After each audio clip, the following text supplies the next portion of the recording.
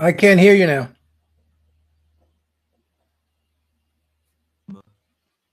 There we go.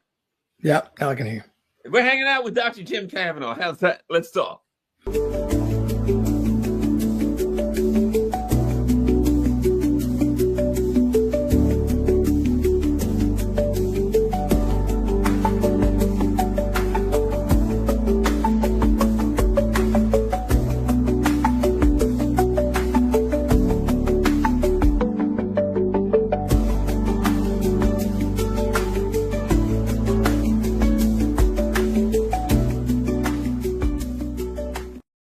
Hello, Garland, Nixon here. We're hanging out with Dr. Jim Kavanaugh. You can find all of his good work at his Substack, and of course, follow him online. Jim, I think we got one or two things to talk about. No, probably. Let me find first. I probably should have found it before, but let's find. Let's see, Trump. We got to see this video. Pfizer, of all things. Something that's near and dear to our hearts.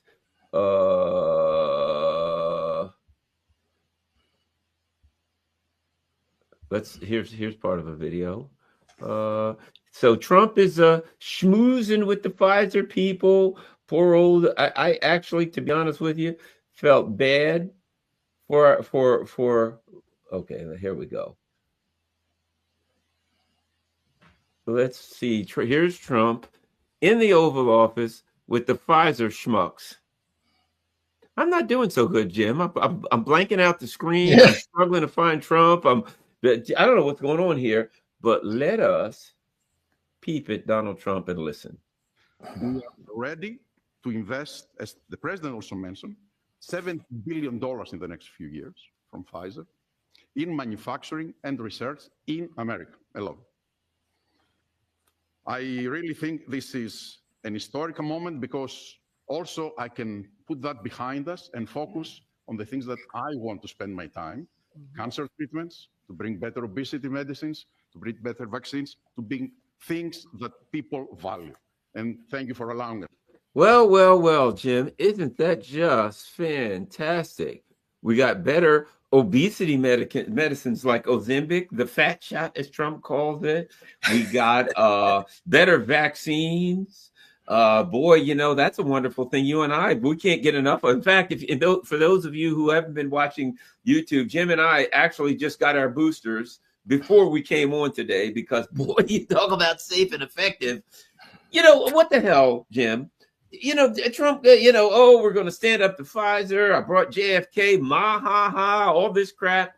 And now he's got Trump RX making money off Pfizer. Yeah. Let's not forget that. It's like $50 to $100 million in his branding for this, whatever Trump RX is.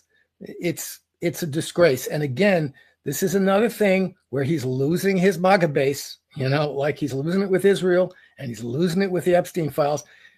Look, he brought RFK in on this, and RFK brought a lot of people with him on this. There were a lot of people, who came and said, I'll vote for Trump because he's going to let RFK do that work in the HHS that RFK is doing. And full disclosure, I've been on the vaccine issue for at least 10 years. Okay, before Donald Trump breathed the political breath. And I've been following, and I've been a admirer of what RFK Jr. was doing on the vaccine issue. He's right about that in general, and he's took crap from it, and he's been on the right path with that. He and I would just really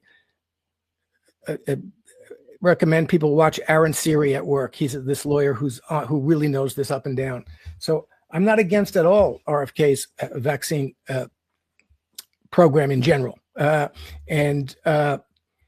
wrote a 10,000 word essay on the COVID vaccines against vaccine passports called Danger to Society. You can look it up on my Substack.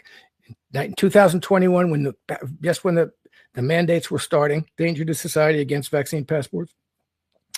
Bobby Kennedy read it. I have a friend who is a friend of Bobby Kennedy, who actually worked for his father.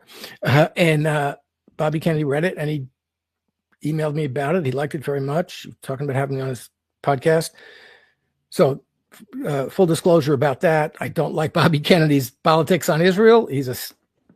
I wrote about him, an article called I wrote about whether he should RFK's chances, and then I wrote about him when he went on the Trump team, an article called Bobby's Bounce. And I said in that article that I can see Bobby's, and he said, I have 10 years left. I want to get this done. I'm sure he made a deal with Trump. Trump told him, I'll give you, you can do anything you want in HHS. He's got his block of voters. But I said, Donald Trump is not really on, he doesn't care. He doesn't know really what Bobby Kennedy's program is about vaccines and about health and about MAHA, about making America healthy, about chronic disease. Donald Trump doesn't care about that. He wants those votes. But at the end of the day, Bobby Kennedy is likely to actually have his program tainted by association with Trump. And he probably would have been better off being an independent, not supporting Biden and saying and pursuing his program. Now let's see what happens. Bobby Kennedy's going to be out of there.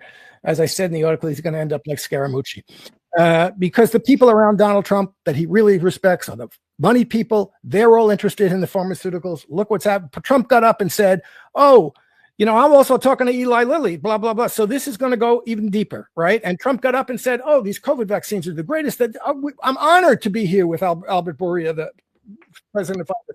Those COVID vaccines were great." And I'm telling you, nobody who was on Bobby Kennedy himself. I mean, the people are posting tweets with Bobby Kennedy's tweet when the guy who does the videos, the gotcha videos, James O'Keefe. O'Keefe, yeah. When O'Keefe got that Pfizer scientist, and admitted all kinds of crap about that, Bobby Kennedy tweeted, "Well, here it is. We see in this what a corrupt, morally bankrupt company Pfizer is." And now, yesterday, he tweets out, "Oh, it was so nice to be up there with Albert Bourla." Although, if you look at his face behind Trump, it's like looks like he's going to throw up. But anyway, so this is a disgrace. This is another indication that, you get involved with Trump. He's interested in nothing but himself. He's interested in nothing but enriching himself and telling everybody and everybody around him, kissing his ass and telling him he's the greatest thing since sliced bread, which Bobby Kennedy has been doing. And it's terrible. And watch, Maha Twitter yesterday was like, what the hell is this? Bobby Kennedy sold out. He's blah, blah. So really, Kennedy has not only Trump, but Kennedy has corrupted himself and compromised himself to such a degree, because he can't go after the COVID vaccines.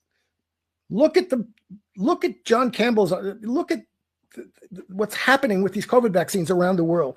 Look at Dr. John Campbell, look at some of his stuff on this. So anyway, Bobby Kennedy's now stuck, and I suspect he's going to end up having either to resign because he can't maintain any kind of integrity in this situation, or he's going to end up getting thrown out if he tries to go after the things he should go after. So it's a terrible situation, but in a larger context, it's, as I say, it's like Epstein and like Israel. A lot of the people who voted for Trump because they thought he'd do something, he was going to be transformative, he was going to defeat the deep state, he was going to keep us out of wars, he was going to clean the swamp, drain the swamp. He's part of the swamp. He's a swamp creature. He's surrounded himself with the entire crew, from Bill Gates to Zuckerberg, Elon Musk, everyone, now Bourla and the pharmaceuticals. He's a swamp creature. He thrives on the swamp, and he gets rich off the swamp, and that's what he's doing. And people are realizing, and it's terrible because the Democrats don't give you much of an alternative at all.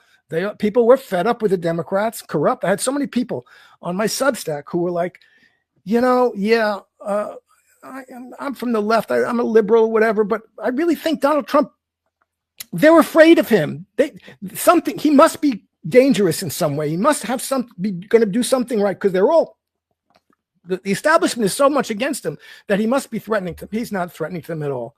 He's only threatening to them. The real threat he poses is that he's too blatantly corrupt and too blatantly narcissistic and too obvious in he doesn't give you the nice sweet talk that Obama gives you. He gives you, oh, well, let's kill everybody and let me make some money and tell me I'm the greatest guy in the world.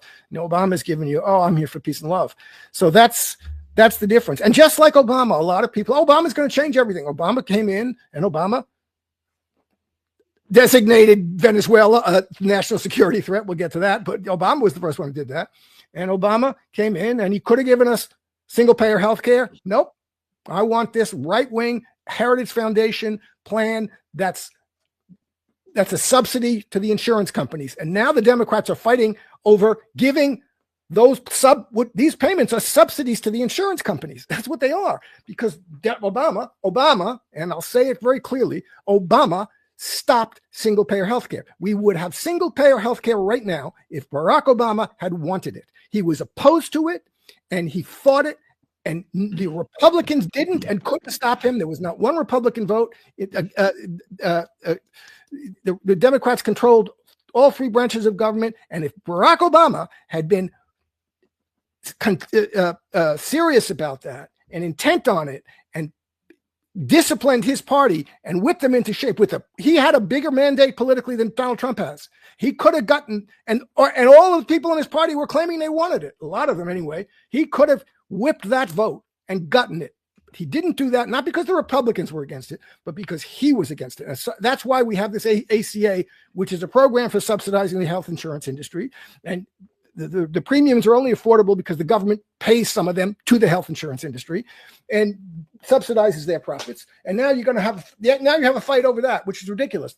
Democrats should be fighting for single payer universal coverage healthcare. They're not. So all of this is a mess. So Donald Trump is proving to people who thought, just like all these people from progressives, Barack Obama's going to change everything. No, he didn't. He got us in 7 wars. He didn't. He bailed out the banks and threw people out of their homes, and that's what he did. And a lot of people on progressive, leftist, liberal, Barack Obama drove people out of the Democratic Party. 1,000 state legislative seats were lost under Obama administration. Since his reign, people have been leaving the Democratic Party and moving to Trump, and that's what's happened. And then they said, "Oh, Trump is going to do this. They were so fed up with the Democrats, rightfully so, that they voted for Trump in the hope that he would do something. And now you see what he's doing. Not doing anything for anybody but himself and Israel. And that's his program. It's going to be his program, and we see it. And this is another betrayal of what people thought they might be getting when they voted for Donald Trump. Well, and that's why I named this Trump's channel. He's channeling his inner Biden. Look, Biden was blatantly corrupt. You know, the whole Hunter Biden stuff and all of the money that Hunter Biden was going around scooping up and getting all of this money. And then Trump tried to put, this laptop with Hunter Biden. And he was right. He was right. Everything he said about the laptop, he was right. But here's the only difference. And that is that Trump don't have a son who's a crackhead who has a stupid enough to put everything on a laptop. Trump, here's the difference. He does it right in front of your face. Right in front of you. He's not hiding anything. Hey, Trump RX, buy Pfizer, love him, blah, blah, blah. And he doesn't try to hide. He's like, hey, this is what I'm doing. I'm trying to eat here. Get out of the way. I'm trying to get some money, right? And ultimately, he's, I put it this way, not long after Trump started doing his 180s, I said this. Trump didn't come into American politics the same way as Obama. They wanted to act like he came into American politics and he was going to change it. He came out of American politics. He was something that American politics produced. It produced Obama. Yeah. Obama was out there. Next thing you know, apparently Big New Brzezinski discovered him. He's wandering around being a so-called community organizer. And he runs for Congress. And wouldn't you know it, I don't know if you remember this, Obama ran for Congress and he was running against an incumbent. And the incumbent ran into, mysteriously, this sex charges or something. You remember that? No, he was running against this guy, and some sex charges came out that the guy was involved in some kind of a sex club or multi-sex, like it always seems to, like the CIA stuff always comes out, and that guy had to drop out, and then Obama won. Shockingly, right? Yeah. Obama's in. He's Mr. I'm going to do the hope and change. He gets in, he's Wall Street. You know, and so Trump, it's like now Trump is the Republicans' version of Obama. Oh, he's coming in. Remember this? I'm going to stop the neocons. I'm going to take out the warmongers. I'm going to end all of that. Yeah. And now what do we have? He did the same thing he did the last time he was in. He loaded his cabinet with Zionists, neocons, warmongers.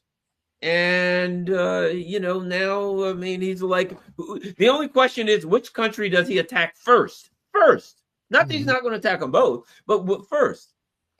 And so now here we sit with, you know, Mr. Warp Speed, Operation Warp Speed. Yep.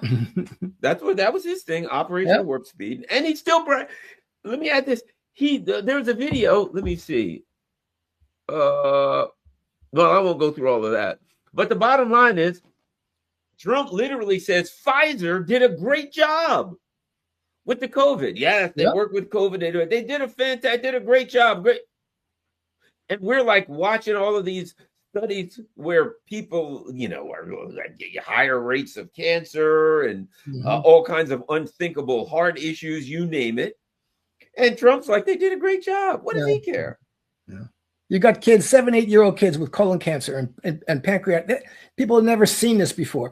So this is something, again, and everybody, and the Democrats did this. They turned this into a political thing, and you're a Trumper. I'm sorry. I'm not a person of the right. I'm not a Trumper. This is a scientific issue that you have to understand and study and look at the history and the science and the evidence of it. And it's not something from the right and the left.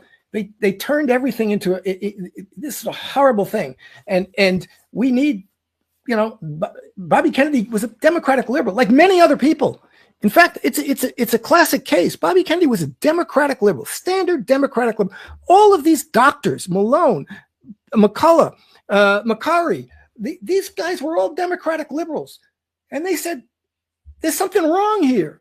And they were treated like monsters. They were treated by the Democratic Party as if, oh, you're a Trumper. And they drove a lot of these people into the arms of Donald Trump.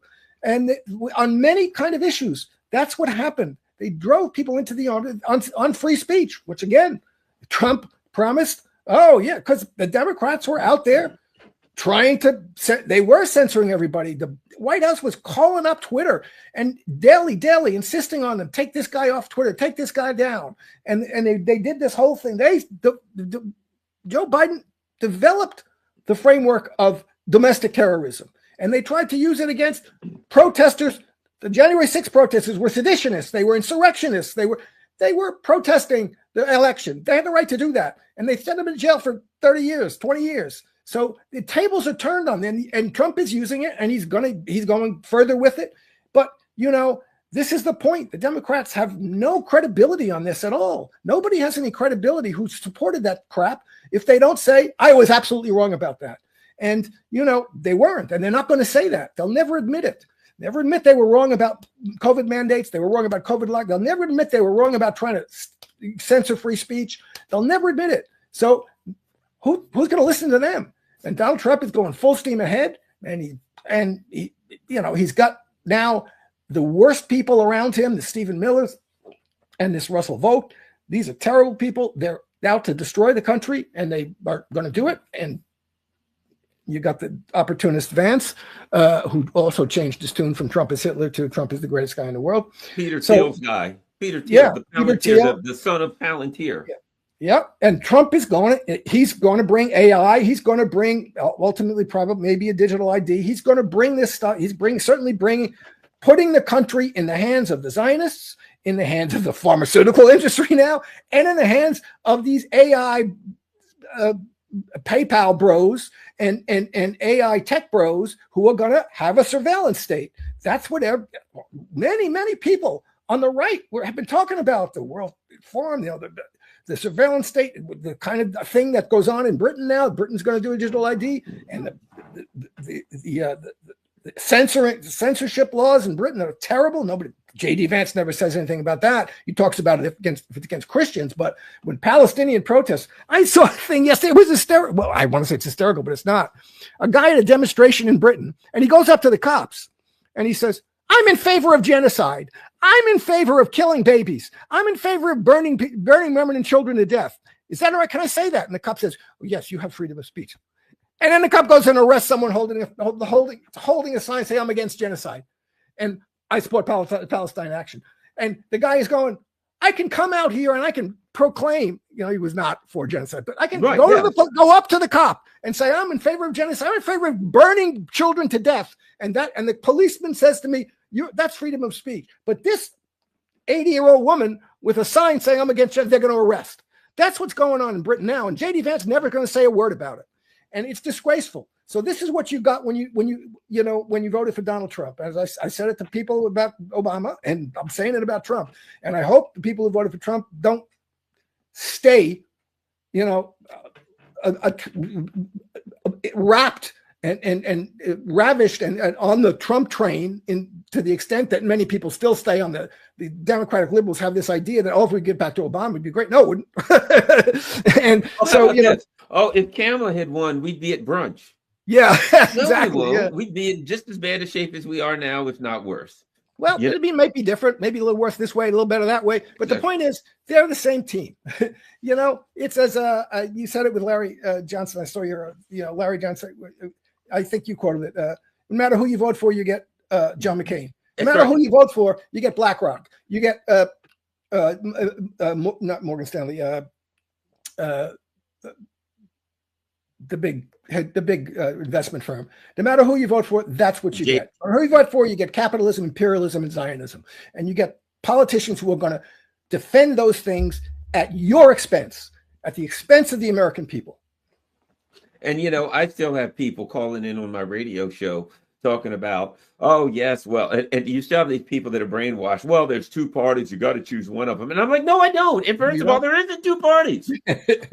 It's like, we need a third party. We need a second party. Yeah. We have one party. It's one party rule, and it is clearly minority rule. What Americans, we still got people, sadly, we got some Democrats just wishing for the good old days when Joe Biden was here, right? Then, or remember this?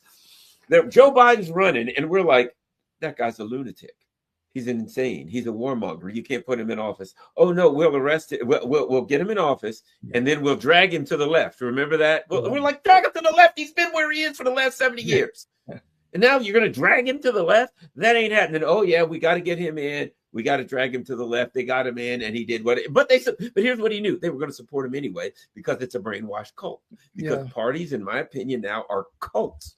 They don't believe in things based on information, empirical evidence, or data. They believe in things. I mean, they're back to believing things as a matter of faith. Yep. That's the way it seems to me. It's just as a matter of faith. Well, Trump's good. He's going to do good things. Well, when's he going to start? Yeah. This is, what do we want?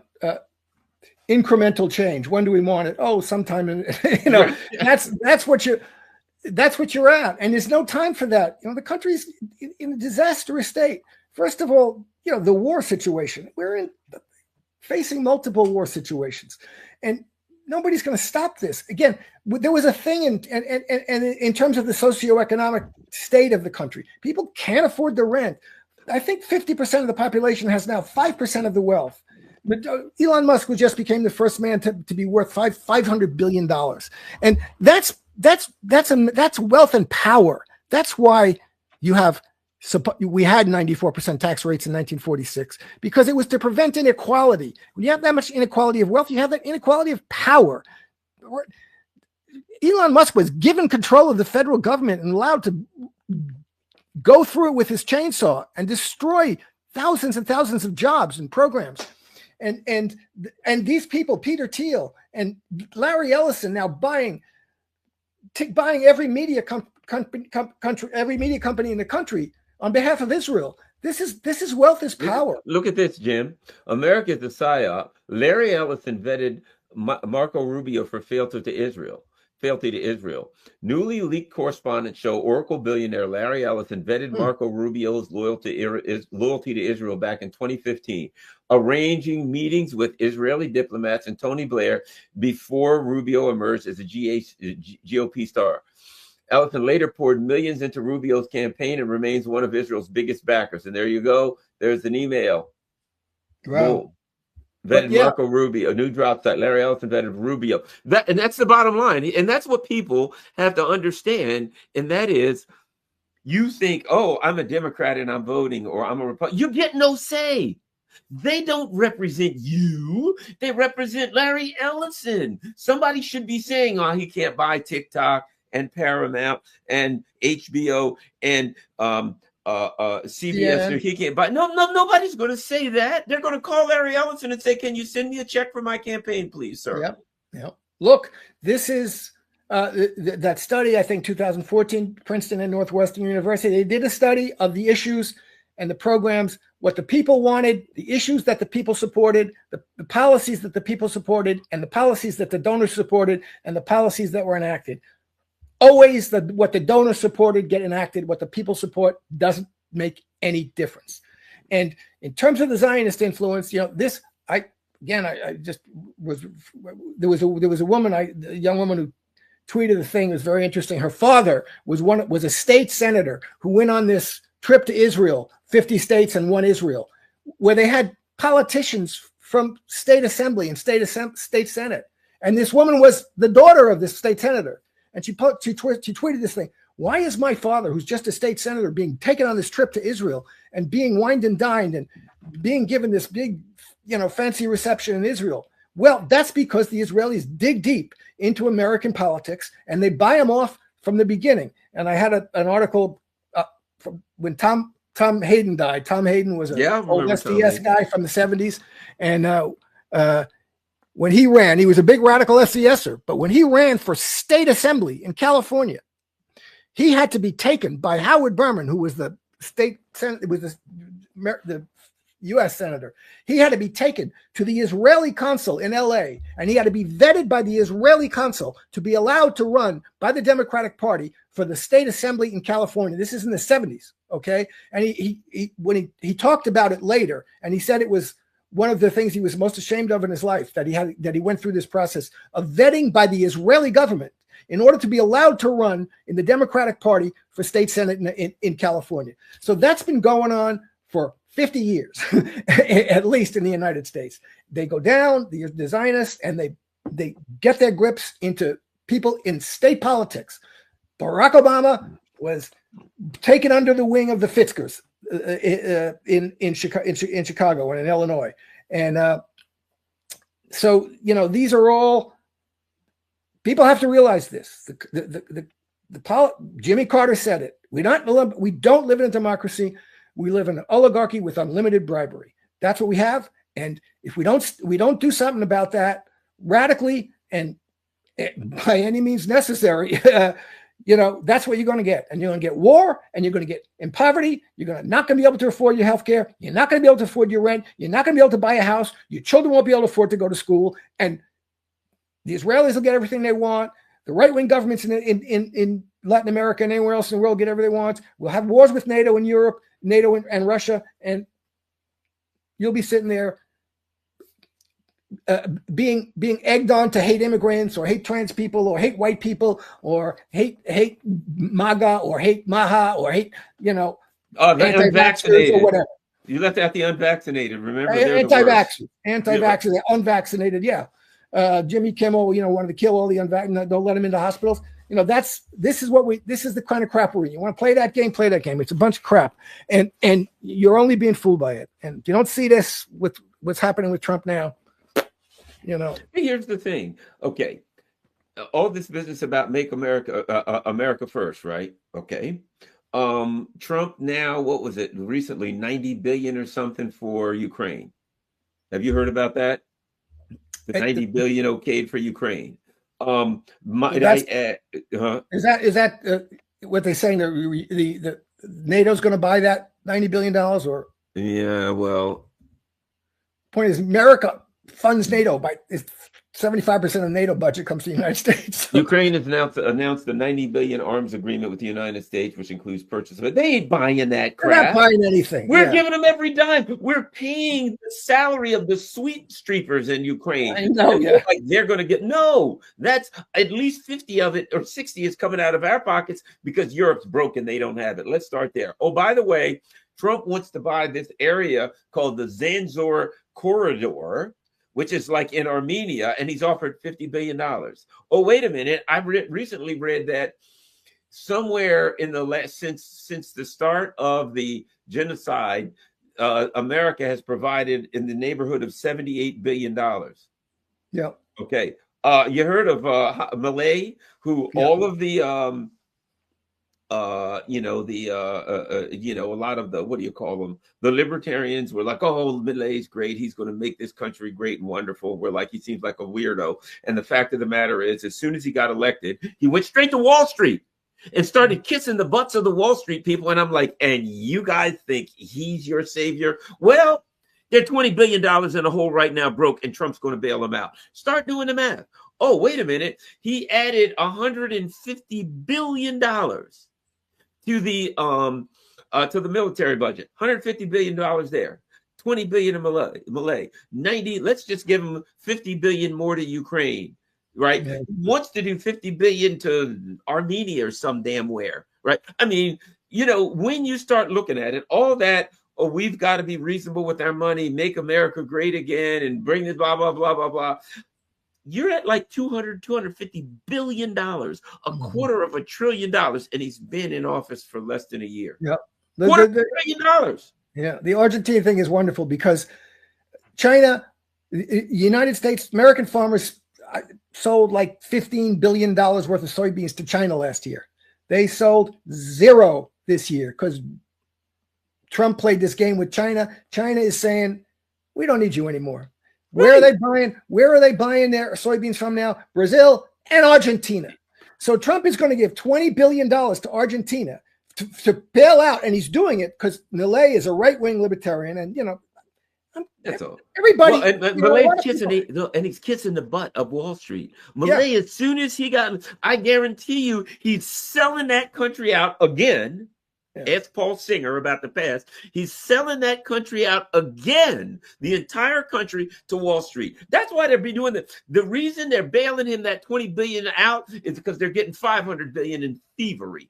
Yeah. Yeah. But, like this word libertarian is a funny word. Everybody, Americans are kind of libertarian, socially libertarian, live and let live. That's a kind of thing people like. So libertarian is a word that, and a kind of concept that's attractive to people. And it is. But this kind of radical economic Ayn Rand libertarian structure of society and social is disastrous. And Milei is the proof of it. He came in and in 2 years, he's destroyed the country economically. He's coming hat in hand, supposedly. He's the chainsaw. He was up there with the chainsaw with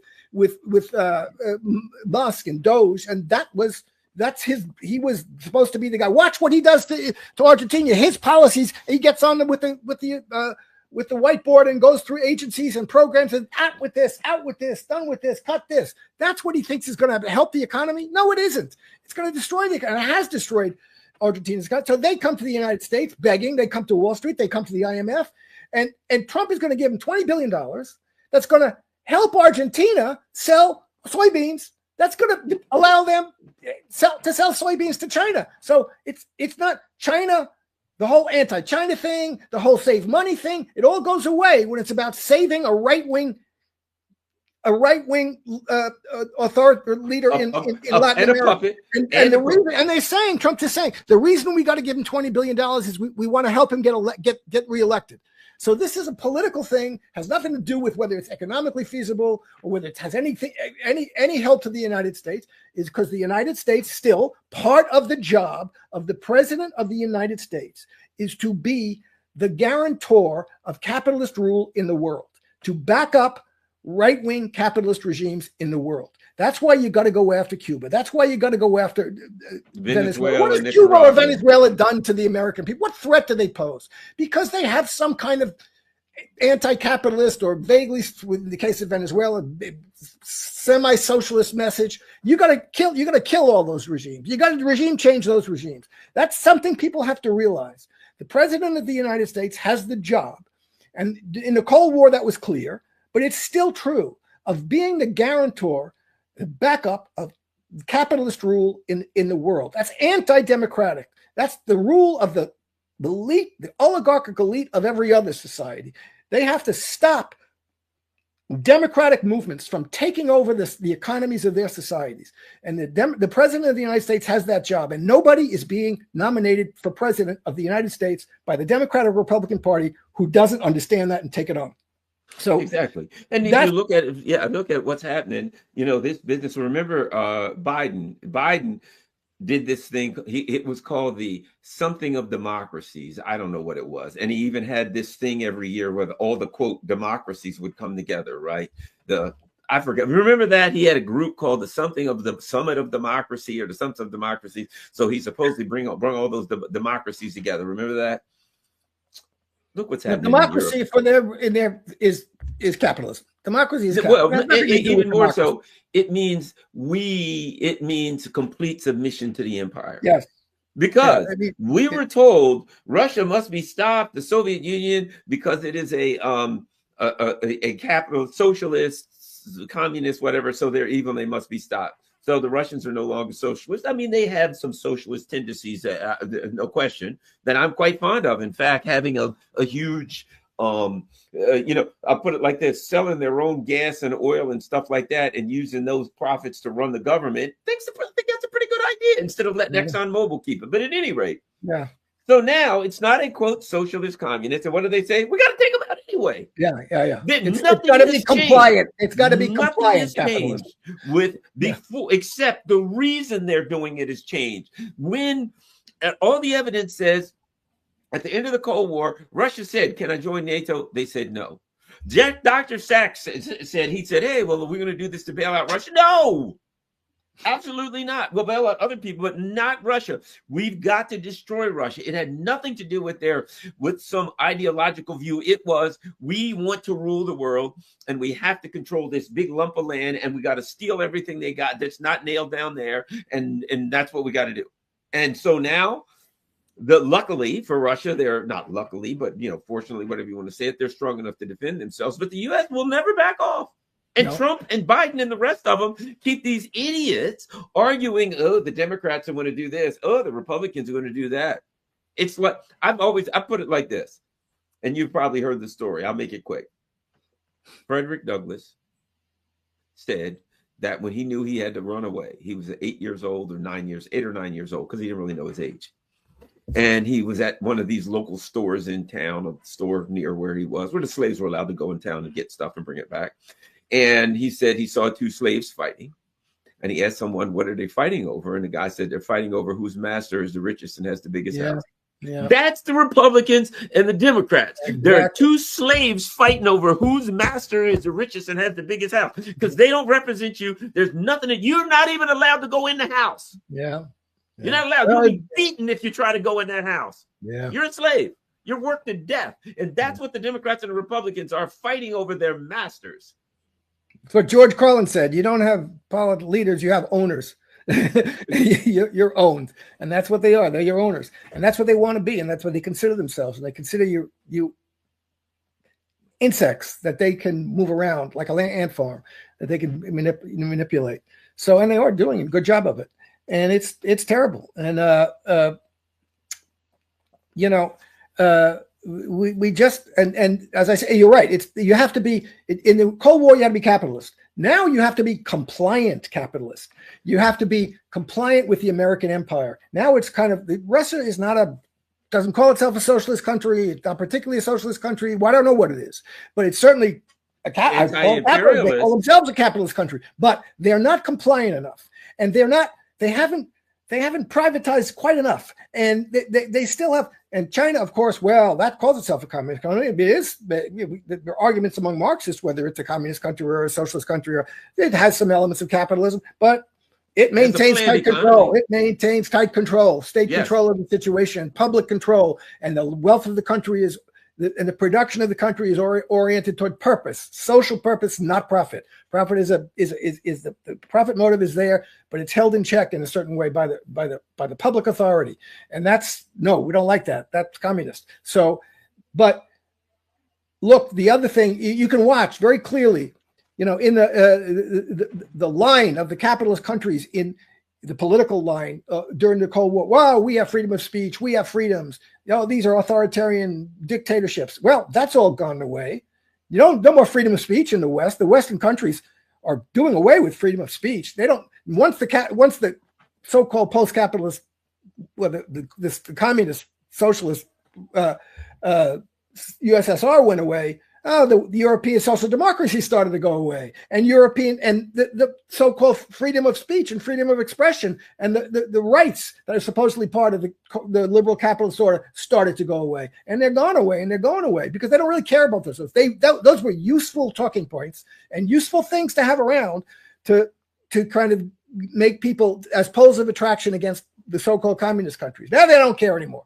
They're going to do what they want. Nobody in Europe wants to go to war with Russia, but the EU leadership does. Nobody in this country wants to go to war with Venezuela. For what? For what? Iran? Even the right-wing kids don't want to go to war with Iran. For what? That's not our war. And Iran isn't threatening the United States. They're threatening Israel. They're not even directly threatening Israel. They're just threatening Israel by being there and being strong. Israel doesn't like them, so Israel wants to do away with them. So we got to help Israel do away with them. No, we don't. That's ridiculous. Leave Maduro alone. Leave Venezuela alone. Let them develop the way they want to develop. Let them solve their problems. We're not going to solve their problems with an American military invasion. I guarantee you're not. Did you solve Iraq's problems? Did you solve Libya's problems? Did you solve Syria's problems with military invasions? It's a mess. And so, but people have to get up and stop putting up with this crap. Have to stop putting up with this crap. Larry Johnson, I saw you with him, and he was very good. So those generals sitting there, some of them should have gotten up and said, this is not the Army. This is not what I do. This is not the oath I took. This is not the Constitution of the United States. I'm out of here. Okay. People have to start doing that. Military people have to disobey orders to attack Iran or to attack Venezuela. No, that's not a legal order. That's not but the United States Congress hasn't declared war on Venezuela. This is ridiculous. It's a war of aggression. You have to stop. Somebody has to do it. I just wrote this article called Bury My Heart about, I found out some years back that a distant affinitive relative of mine, not a blood relative, but the great uncle or the uncle of a second cousin once removed, who I found out he got in a Congressional Medal of Honor. And I asked my cousin about it. And he said, yeah, the story is he was in the Indian Wars. You go on the Congressional Medal of Honor website. Most Congressional Medal of Honor were the Civil War, the World War II, and then the Indian Wars, almost as much as World War II. Anyway, but there was this whole story about him that was there was kind of a fake citation that was written about what he did. What he did was he had been involved in a firefight of some kind, very small thing, and they were going to give him the Congressional Medal of Honor for that. And then they were in the commander of the fort said, "Let's go. We're going to go kill this, massacre this village." Gave orders to go and kill everybody in the village, men and women and children. And this guy said, when he was ordered to kill women and children, "No, I don't do that." So they tried to bring him on a court-martial. That was dismissed, but it was this weird thing where he got a court-martial and a Congressional Medal of Honor, which is part of the problematic of the Indian Wars. Everybody knew what they were doing was wrong. But anyway, point is, not that he was a hero. He was participating in the general genocide anyway, but at some point, some order was given to him where he said, "No, I'm not going to do that." And these generals who sat before Hegseth and Trump said, "Well, none of this stupid rules of engagement stuff." And Trump going, "We're going to go in American cities and we're going to treat them as the enemy." No, we're not. That's and that's, you have to have people. It would make a big difference if 10 of those generals had stood up and said, "Not me. I'm out of here." That you got to have people saying that, from privates to generals. Stop. I refuse this order, and get on television and say it. And you do have people. There are people who they're not active duty anymore, but There's a woman, I forget her name. She goes to Congress all the time. She's very good.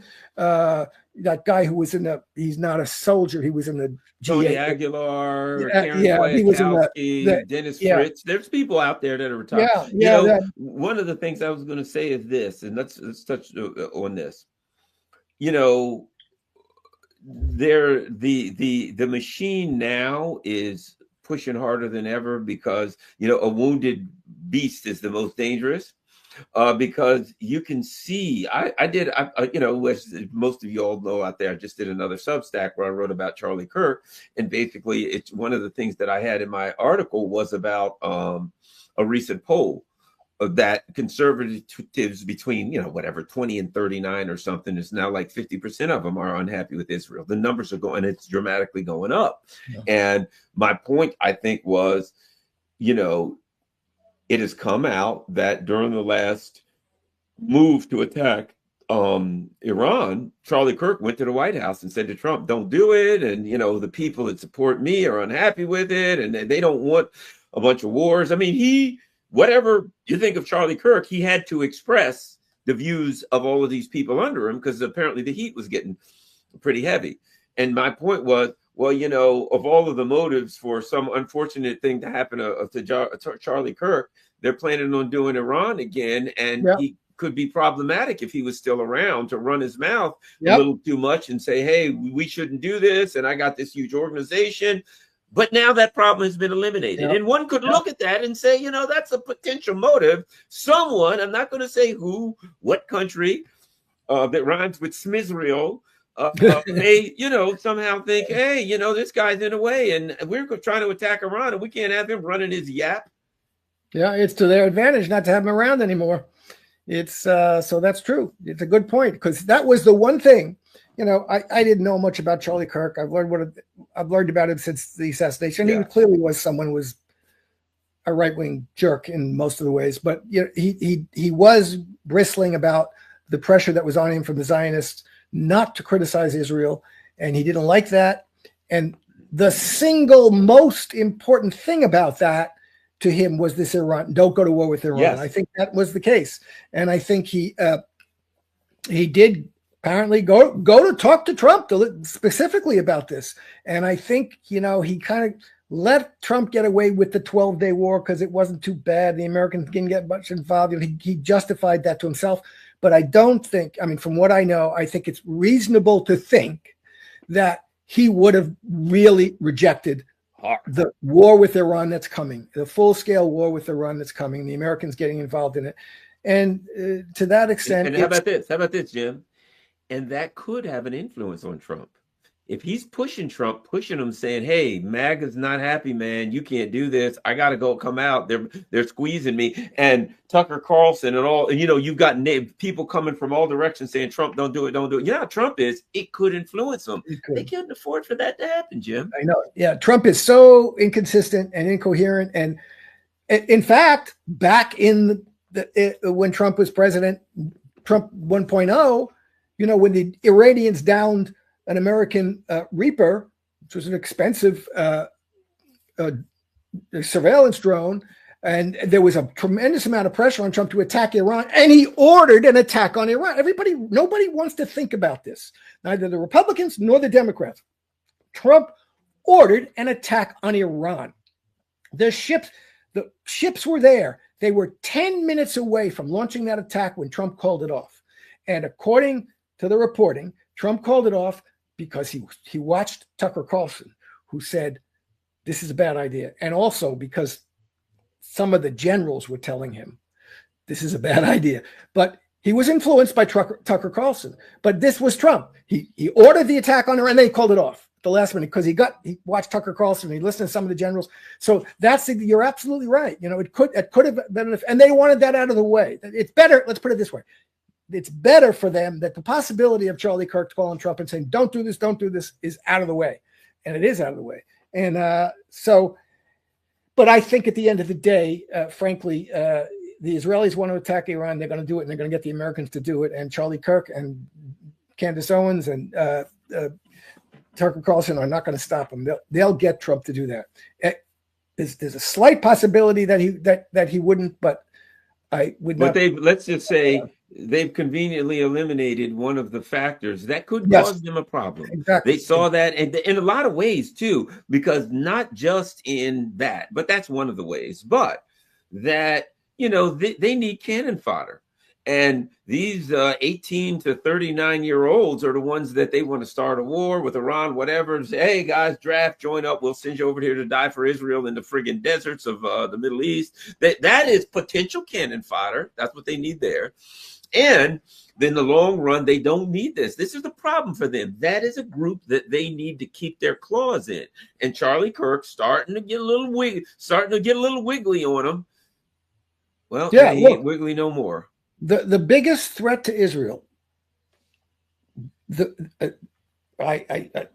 perhaps aside from the biggest long-term or even medium-term strategic threat to Israel, the immediate biggest threat to Israel is the military threats from Iran, Hezbollah, Yemen, anybody who has the bravery and the courage to challenge Israel militarily.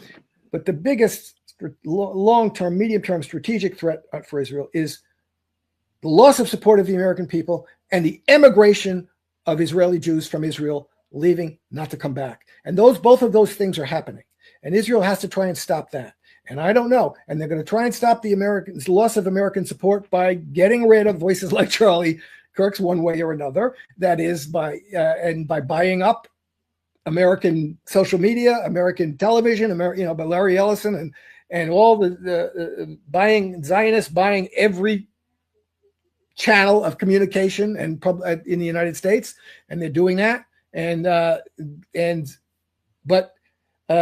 So this is what's happening. And whoever got rid of Charlie Kirk got rid of a potential impediment, potential negative influence on the American support for Israel. You now have majority, I think it's a majority of Republican kids under 40 who don't want to support Israel or favor the Palestinians over this. It might be 46%, but I think at any rate, it's a huge change, the plurality. So they're losing certainly the people under 40 of both Republicans, Democrats, conservatives, liberals, etc. And that's a big danger for them. They have to stop it. And they are doing everything they can to stop it. Are you telling me that you don't believe that a miracle bullet was fired by a trans activist, quick change artist, gun reassembly and disassembly expert, who's deadly accurate, firing one round and conveniently seems to type text with the exact same verbiage that would be used by a 45-year-old law enforcement officer? Are you telling me there's a problem with that story, Jim? I know. I'm finding we were talking about this on the phone yesterday, and you are a senior law enforcement official, and you said felt like I was reading one of the reports that was handed to me, and so it is hysterical. Oh, I saw there was a squad car still. I got to get back to my vehicle. So, I'll put it like this: waiting for. Yes, I am the perpetrator. Nobody's used squad cars since like the 80s. That went away. Squad cars like the 80s, 70s. Then it went to patrol vehicle. That's what you would see. Squad car was so old, nobody uses that anymore. So, I don't know what the hell they're going to do with this. None of it makes any sense. And what kind of evidence do they actually have? Where's this kid's lawyer? We talked a number of times on the phone, but where's the damn autopsy? Apparently there is an autopsy. Candace Owens has said there is an autopsy. She's said she's verified that. But where is it? The autopsy is going to tell you something about the bullet.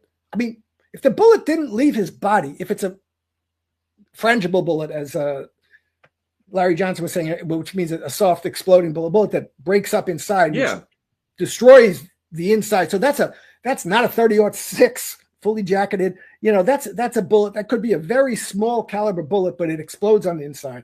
It breaks up and it shreds the organs in your body, and that doesn't have an exit wound. That makes more sense.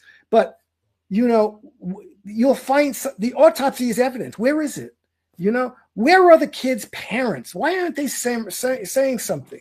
They, according to Candace Owens and her sources, not just her, but you know, she has some credibility, but her sources, you know, the parents didn't think he did it.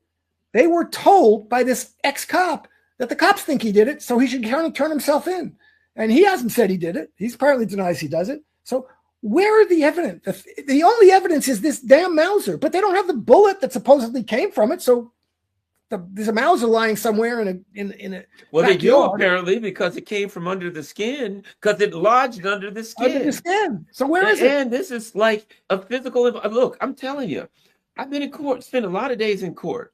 There's only one thing you need to do in order to get off. You need reasonable doubt with one juror. Yep. Reasonable doubt with one juror, and you got a hung jury, but reasonable doubt. It's got to be beyond a what? Reasonable doubt. And some states will say to a moral certainty, some don't. Reasonable doubt. But if you look at this, and the guy just right off the bat, and the guy says, well, they said I jumped off the roof and I had a gun. Look at this. My legs are bending. That their story is wrong. I couldn't have possibly done this, and I can't shoot that well. I did that supposedly. Bring in a firearms expert. Yeah. Hey, I got a question. If you disassemble a gun and reassemble it, will it still be accurate? Well, you're going to have to sight it in again. But he didn't. He fired one shot. And you know who fires one shot? What do snipers say? One shot, one kill. Yeah. Every time, if you look and see a drive-by shooting, what do you hear? Pop, pop, pop, pop, pop, pop, pop. Yeah. What does somebody do? Because they don't have the faith in their ability to shoot that they're going to shoot one shot. It's going to be always, if you find like somebody killed somebody, it was always pop, pop, pop, multiple shots, because people don't know if they can hit them with one shot. Whoever fired this round sure had a lot of confidence in their shot, didn't they? Pow. And then there's this Zionist guy saying, shoot me, shoot me. Hey, everybody, come over here. Focus on me while the real killer gets away. Yeah. It's crazy. It's crazy. And there's certainly nobody in the world can think that the evidence that's been presented, whatever, but what the story that's presented is beyond a reasonable doubt, proving to you beyond a reasonable doubt that this guy Tyler Robinson killed this. It's not only beyond a reasonable doubt; it's practically beyond belief that he did. So it's just nuts, and I don't know what they're going to do, because if this story falls apart, falls apart, they're going to look so ridiculous. I mean, they got this guy in custody. Have they actually filed charges against him? I think he's been arraigned. He's in custody. He wouldn't be in custody if they haven't. Yeah, I think he's been arraigned. Then they're going to look like idiots. I don't understand how they can get away with this. They're going to suicide him, or they got to try and put the story to bed that way, and somehow end the story by ending him. And nobody's going to believe that. I mean, are you kidding me? If the cameras may go suicide, off. It's like a joke. It's terrible. But what are their options? I don't know. The story, it's not like if the story falls apart, it has already fallen apart. I know. Everybody's looked at it and said, well, come on now, let's be honest. I mean, this is not making a whole lot of sense. I mean, I don't know. Maybe there's another story about this guy, Tyler Robinson, that we don't know about. Maybe he was 4 feet away from, he wasn't the kid whoever on that roof, that shot of the kid jumping off the roof, whoever that was, that camera had a view of the whole roof. That was 10 seconds after the shooting. That camera caught the shooting. If that kid that was jumping off the roof fired the shot off the roof, the camera would have caught that. And we would have, why haven't they shown us that? That's kind of crazy. I mean, so you have this very suspicious crap. So I don't know. I mean, maybe the kid on the roof wasn't Tyler Robinson. Maybe Tyler Robinson was standing 10 feet from Charlie Kirk and had a different kind of gun and shot. But we haven't. The story we're hearing so far is just baloney. It's baloney. And, what is Tyler Robinson going to say about the infamous text message? Yeah. Is he going to say I did it? Is he going to say I didn't write that? I don't have any idea where that came from. Yeah. There's rumors out. We don't know that he's saying I didn't write that. But you know what? If I read that and he said, of course, any criminal is going to say, I didn't do it. Here's what he's going to say. But if he said that, I'd look at it and just say, yeah, I'm hearing it. He don't have to tell me he didn't write it. I'm look at it and I'm going to assume he's going to commit a crime. And he's going to write a text message that tells us he planned on taking this secret to his grave. That's what he said. I know, yeah. To my grave. Now, let me tell you every damn thing. Let me tell you. I want to take it to my grave, but I'm going to lay it all right out here in my text messages because I'm sure nobody will ever read this. Exactly. And then you read it and it's like, Tyler James Robinson, on February 10th, 2025, at approximately 1,600 hours. Wait a minute, 1,600 hours. You know what I mean? You're looking at it like, who the hell wrote this? I mean, I'm being a little facetious, but not so much. Not so much, yeah. I have never seen, and he's really smart. We're told he's a 4.0. Yeah. But it never dawned on him that the government may be at some point able to recover your text messages. And he never watched Law and Order. He never watched a television show, a cop show. I mean, and why is it they always have no Twitter account, no Facebook account? Yeah. No TikTok account, nothing. There's no way to chase this kid down. Yeah. Well, at any rate, so let me ask you this. You ask yourself, the Iran stuff, and you look at it, and one last thing, because I see we're almost out of time, but it's like this. I'm looking at it and I'm thinking, not that I'm looking for rationality here. You already went in the bar and punched this guy, and he beat the hell out of you, and you barely got out with your, by the skin of your teeth.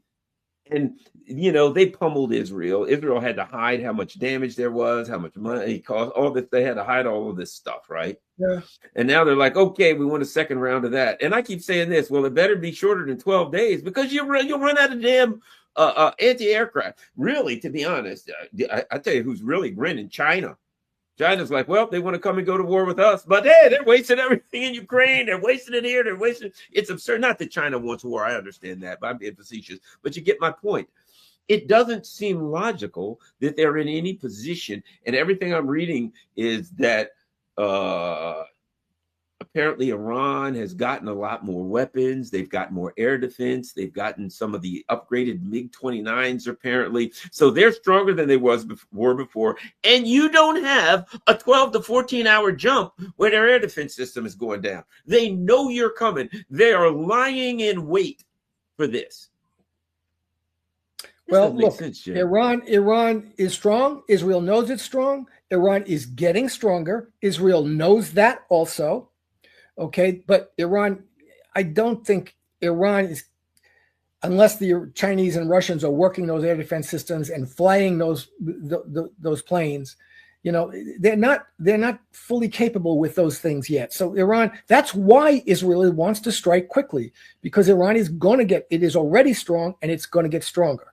It's also why Israel wants the United States involved in it, because they know they can't defeat them. Okay, and it's also why they're going to use nuclear weapons. I have no doubt about this. Israel knows they're going to get hit hard. They know they cannot get into a war of attrition. They want the Americans involved to cover them.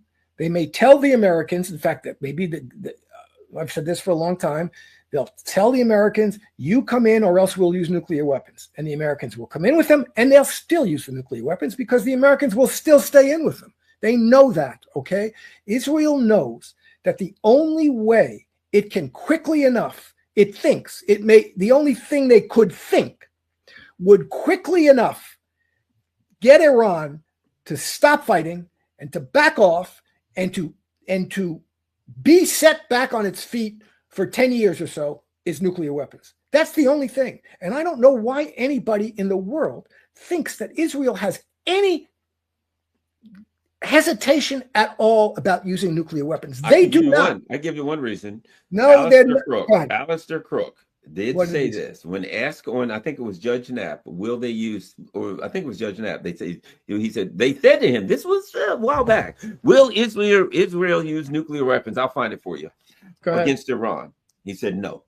Why? And they said why? He said because Israel knows that Iran has dozens of bases up in the mountains all over the place, but that they don't even, and those bases are basically a dead hand, that those bases have tens and tens of thousands of missiles. And their job is, if there's some kind of a nuclear or decapitation strike, to fire those missiles until they're gone at Israel and to flatten Israel. He said Iran has the capability to obliterate Israel with conventional weapons, and Israel knows it. Now, I'm not saying you're right. I'm not saying he's right. But I take a lot of stock in what Alistair Crook says. Well, yeah, it is what it. We don't know what's going to happen. Hell, they may attack it. This may be a fake. They may be faking Iran. You know how Trump will do. We're going to fake Iran so we can really attack Venezuela, because attacking Venezuela is about money. It's about we're in deep financial trouble. We need to steal their oil so that we can use this oil to get out of trouble. And they want to ultimately, I think now they realize they cannot militarily confront China. So they want to try to say, we'll take over the oil there. We'll take over the oil from Iran. And then bad news, Qatar and Kuwait and Saudi Arabia, you're getting overthrown. You're going to get killed, and they're going to put better puppets because you're a little too friendly. You're selling oil to China. You're selling oil to you're working with Russia and the OPEC plus. Yeah. Nope. Sorry. Leaders of those countries, they'll kill every one of you and replace you with a Zionist puppet. That's it. You cannot get in bed. It's a Faustian deal, and sooner or later the devil comes for your soul. They're planning on taking Venezuela, taking Iran, killing all of the leaders in those other countries, and replacing them with Zionist puppets. Now, I don't think it's going to be successful, but I do think that's their plan. Yeah. Look, I think Alistair Cook is probably right about the thousands of missiles. Iran could and should. If they get into a war, what Iran should do, and I think I saw Larry Johnson talking about this on another show yesterday, what Iran should do is attack Israel with everything they have. Because if Israel goes away, nobody has anything to fight for anymore. And Iran should destroy Israel militarily as quickly as they can. Because that's what Israel is going to do with Iran. Israel knows this. What I'm saying is, even if that's true, what Larry Johnson says, what Alistair Cook says about Iran, and I think it is, Israel, it's not a rational system or not a rational calculus Israel is making. They have to show that we will destroy everything. Okay, not just Iran. We will destroy everything. And I hope I'm wrong, and I'll be very, very happy if I am. But I will be surprised if Israel doesn't use nuclear weapons and doesn't use them quickly if this bigger war with the United States and Israel takes place. And they will do it, and they'll hope that Iran will back off, will say, okay, we've got to stop this. And I hope I'm wrong. And I don't think they're necessarily right about that. I mean, Alistair Cook, they might use, if they use nuclear weapons on Iran, that probably won't work. Because Iran's a big country, as you say, they have 10,000 rockets hidden away, and they're just going to come back. This is why Israel isn't necessarily going to save itself with Iran with using nuclear weapons, but they think they can. That's the only thing they think can save them. That's the problem. Yeah, it's just an absolute mess, and we keep trying because let's face it, a lot of us. I was 50-50 on whether the Israelis would attack the flotilla and kill everybody. I kind of maybe was 51-49 that they would, but I thought maybe there's possibility. A lot of people really thought absolutely that they would, but when it came down to it, they didn't. We could talk about why at another time, but they didn't. So, and again, for all we know, this could all be a fake on Iran. Because and I'll say that too. I'll say that for myself too. Or the other way around, huh? I'll say it about the flotilla for myself. I thought Israel would make a point of sinking one of those ships, and they haven't. So I was wrong about that so far. But we don't know. But you know what? With these kind of things, there's times when you're glad when you're wrong. Yeah, because you assume the worst. 100%. And right now, I feel like between Venezuela and Iran, one of them is a head fake. One of them is a head fake. I don't think they're going to say. I think they're going to head fake. It's Venezuela. That's the head fake. It's not Iran. But if one of them is a head fake, I think it's Venezuela. But me too. Yeah. Me too. But for people, it's funny because people don't. They're like, oh yes, they can take out Venezuela. They can. Man, it's be a mistake. But those people will fight to the last. They will fight. They will fight. You know, years ago, I didn't know before I went to Venezuela, but years ago, I read and I was reading people saying, well, the reason they won't attack Venezuela is because then they'd have to go in, and you can't go in Venezuela. You can't hold it. You can't. The people will fight to the last man, woman, and child. And Chavez and everybody, they gave arms to everybody. There's gigantic militias. And then when I went there, and I'm like, holy crap, it's far worse than that. They're prepped for armed struggle, buddy. So good. You know, oh yeah, they'll fight. They will. Every last person will fight. And I think, you know, I'm sure the Americans think, and I'm sure they do have people in the ruling class who, you know, will, you know, the Ahmed Chalabis of Venezuela and the Guaidos who come in and, you know, sit in the chair in the presidential palace. But I don't think the military, they might have a couple of officers on the payroll, but it's going to be, the military is going to fight. I think by and large, the military will fight for the country. And there may be a civil war that they initiate in Venezuela, but that's not going to be an easy thing. And again, the Americans are going to send troops in there. You can't have a civil war there. I'll tell you why. When you go to Guaido's part of town, you know what you see? You see Mercedes-Benz dealers, Rolex dealers, blah, blah, blah. Those people ain't armed. They ain't fighting. Yeah. But on the other side of town, all of the rest of the town, the little smaller part of town where these rich people are, they're soft. Yep. And they're driving Jags. But the whole rest of the old other 75% of the country, as I've said, you got about 60% of the people that are diehard Chavez, and they support Maduro. You got about another 10 to 15% that don't support Maduro only because they think he's too far to the right, and they're diehard communists, and they're like, he's a right winger. We don't want this guy. He's selling out to the empire. You know, to them, he's too far to the right. Well, you know, they're ready to fight. Yep. And then you got somewhere between 25 to 30%, which are the Juan Guaido contingent, and they ain't fighting. So you can't have a civil war with a bunch of rich, fat people that ain't fighting. That's all right. The poor people got nothing to lose, and they're armed. That's good. That's exactly what they need. They did it, and they needed. That's what Allende didn't do. He didn't arm the people. And but if the Chavistas and Maduro and Chavez have armed the people, that's the strongest the strongest impediment to American imperialism. He's arming the people, and he took over the military academies. Yep. So the Chavistas, who are indigenous, or they're black and indigenous mixed, whatever, they all dominate and went through the academies. Exactly. So the people who are in the military and are running the military are the most diehard Chavistas. They ain't fighting. They didn't go to School of the Americas. They didn't do any of this. They didn't go to West Point and have this exchange bullshit. They stay in the country and they learn and fight for their country. So that's, I hope that's all true. I think it is generally true, and I expect that if the Americans want to play this game, they're going to find out it's a lot harder than they think. Real bad. Yeah, that ain't no place to be. At any rate, thank you very much. Thank you. Everybody go to Jim Kavanaugh's Substack. Don't forget, there's no you in Jim Kavanaugh.